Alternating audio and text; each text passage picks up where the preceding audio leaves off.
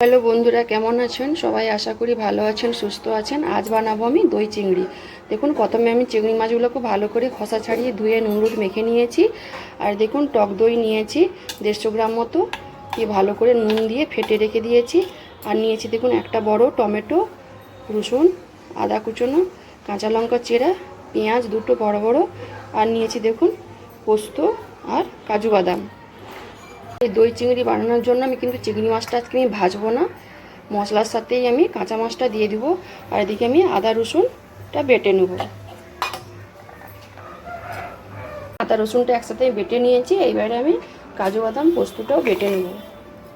কাজু বাদাম আর পোস্তটা ভালো করে বেটে নিয়েছি। এবারে আমি গ্যাস অন করে দিয়েছি। কড়ার মধ্যে সরষের তেল দিয়ে দেবো। তেলটা ভালো করে গরম হয়ে গেছে। এবার আমি ফোড়নে দিয়ে দেবো গোটা গরম মশলা, গোটা জিরে আর শুকনো লঙ্কা দুটো, আর দুটো তেজপাতা। ফোড়নটা আমি ভালো করে ভেজে নেব। এবারে ওর মধ্যে আমি দেখুন ফোড়নটা ভালো করে ভাজা হয়ে গেছে। এর মধ্যে দিয়ে দেবো কেটে রাখা পেঁয়াজ কুচি।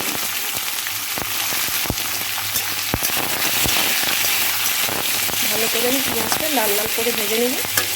দেখুন পেঁয়াজটা লাল লাল করে ভেজে নিয়েছি। এবার আমি দিয়ে দেব আদা রসুন বাটা।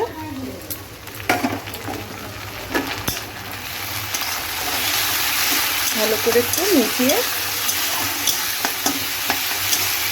কষিয়ে নিব। মধ্যে গুঁড়ো মশলা অ্যাড করব,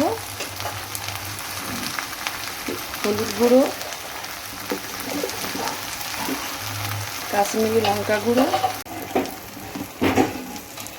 ঝাল লঙ্কার গুঁড়ো, আর দিব জিরে গুঁড়ো। ভালো করে মশলাটা মিশিয়ে নিব। আর একটু উপর থেকে সামান্য একটু জল দিব।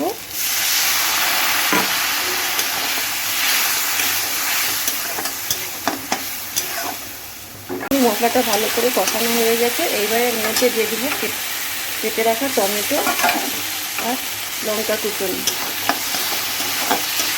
ভালো করে মিশিয়ে নিয়ে এইবারে চিংড়ি মাছগুলো দিয়ে দেব।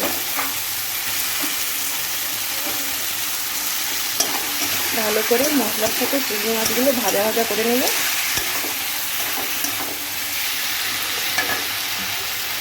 এবারে এর থেকে উপর থেকে দেবো আমি নুন।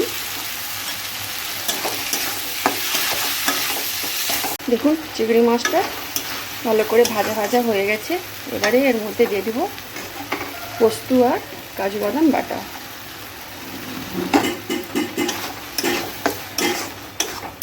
আরও কিছুক্ষণ আমি একটু কষিয়ে নেব। দেখুন কাজু বাদামটা ভালো করে কষানো হয়ে গেছে। আর কাজু বাদামটা সবসময় কষাবেন হালকা আঁচে। বেশি দম তুলে করলে কাজু বাদামটা কড়াতে লেগে যেতে পারে।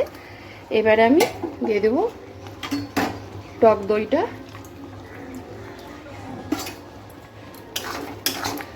ভালো করে মিশিয়ে নেব।